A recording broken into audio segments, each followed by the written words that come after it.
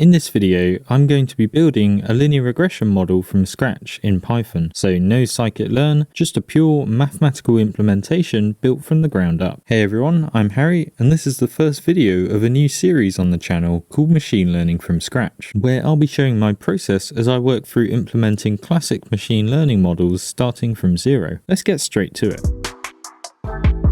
The goal of linear regression is to find the best fitting straight line for our data points. It's an example of a supervised learning algorithm because it's trained on data that includes both input features and the correct output targets. Once trained, the resulting model can be used to predict output values y hat for new unseen inputs x.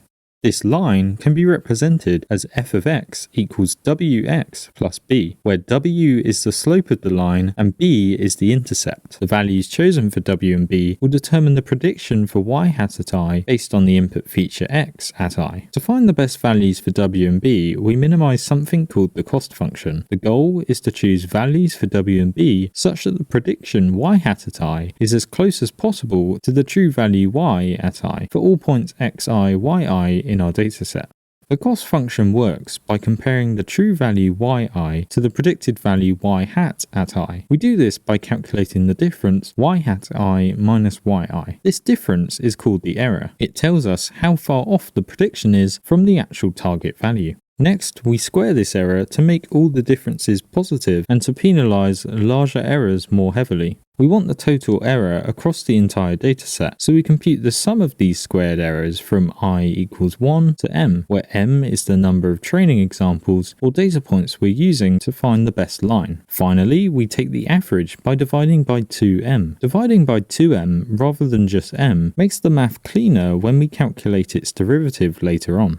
Since the predicted value y hat I is just the output of our model, which we write as f of xi, we can express the cost function like this: 1 over 2m times the sum from I equals 1 to m of f of xi minus yi squared. This cost function that we've derived is known as the mean squared error, and it's what we use to measure how well our linear regression model fits the data. To minimize this cost function, we use an algorithm called gradient descent. The idea is simple. We start with some initial w and b. A common choice is to just set them both to 0. Then we repeatedly update w and b in small steps that slowly bring down the cost of using those values. We keep going until we reach the lowest possible cost, or get close enough that the cost stops changing. This is known as convergence. Think of it like walking downhill on a curve. Each step takes us closer to the bottom where the cost is the lowest. The direction we take each step in is determined by the gradient. The gradient always points in the direction of steepest increase, so to minimize the cost, we move in the opposite direction, taking steps downhill. Let's see how we write this mathematically. At each iteration of the gradient descent algorithm, w is updated by taking its old value and subtracting a small step alpha multiplied by the partial derivative or slope of the cost function with respect to w. We do the same for b, updating it using its own partial derivative. The size of each step that we're taking here, alpha, is called the learning rate. Choosing a good learning rate is very important because if it's too small, the algorithm will take tiny steps and take a long time to reach the minimum. If it's too large, the algorithm might overshoot the minimum and fail to ever converge. To find the partial derivatives used in gradient descent, we need to differentiate the cost function with respect to w and then with respect to b. Differentiating the cost function with respect to w gives us the following expression. Similarly, differentiating the cost function with respect to b gives us this expression. Notice how including the extra division by 2 in the cost function makes these derivatives cleaner, cancelling out the 2 from the squared term. Alright, now let's get to coding it up. So the first thing that I'm going to do is import the libraries we need. NumPy for any numerical calculations we might use, pandas just to load the dataset, and then matplotlib to plot the data and visualize our regression line. Next, I'll load in the data we'll be using to train our model. The dataset we're using for this comes from Kaggle. Each sample gives us a person's years of experience and their corresponding salary. I'll go ahead and pull out these two columns now as NumPy arrays that we can work with. Xtrain is our independent or explanatory variable, so that's years of experience, and then Ytrain is our dependent variable, the actual salary for that experience level.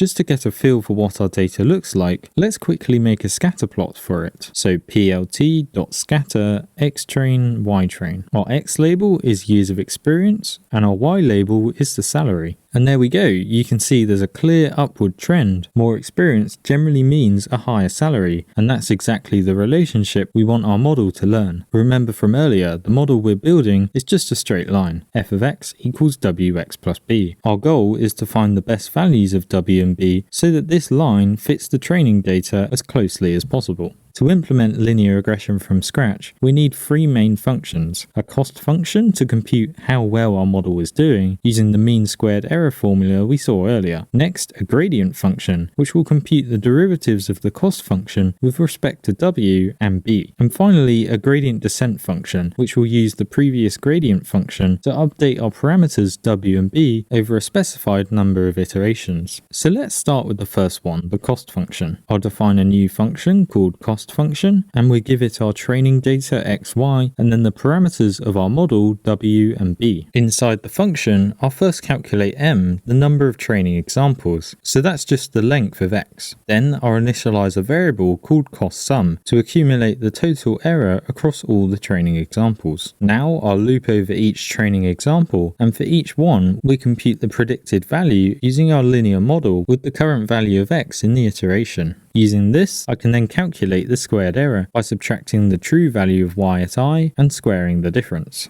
To sum up each of these errors, I'll add this cost for each data point to the total cumulative cost. Once we've looped over all the training examples, I'll return the mean squared error by multiplying by 1 over 2m, just like the math formula. And that's our cost function done. Next, let's implement the gradient function, which is where we calculate the gradients of the cost function with respect to w and b. Again, I'll start by getting the number of training examples, then I'll initialize two variables to hold the gradient values, dcdw and dcdb. Just like before, we need to loop through each data point again and calculate the predicted value using our linear model with the current value of x in the iteration. Then I'll add to dcdw the error times xi. This follows directly from the partial derivative formula we saw earlier. I'll do the same for the derivative with respect to b using its formula. Once we've looped through everything, I'll divide both these by m to fully match their respective derivative expressions, and then return both these gradient values so we can use them in the last function, which is the gradient descent function. This function is going to again take in our x and y data, the learning rate alpha, and then just the number of iterations for which we want to run the gradient descent algorithm for. As mentioned in the first part, the first step in gradient descent is to start with some initial w and b. I'm just going to set them both to 0 as this is the common choice. Then I'll run a loop for however many iterations we want the gradient descent algorithm to run. Inside this loop is where we can call the gradient function to get the gradients of the cost function with the current values of w and b. Then, using the gradient descent formulas we saw earlier, I'll update w to be the current value of w, subtract alpha times the gradient. I'll do the same for b, updating it to the current value of b, take away alpha multiplied by its gradient. And that's pretty much it. I'll add a print statement in here so at each iteration we see how the cost is improving over time. This is going to print the current iteration number we're on, and also the value of the cost function with the current values of w and b at that iteration. What we should see when we run this is the cost value gradually going down with each iteration until eventually it levels out, and that means we've reached the minimum cost and therefore have found the best possible values for w and b. Finally, once the loop finishes and training is complete, we return those final values of w and b.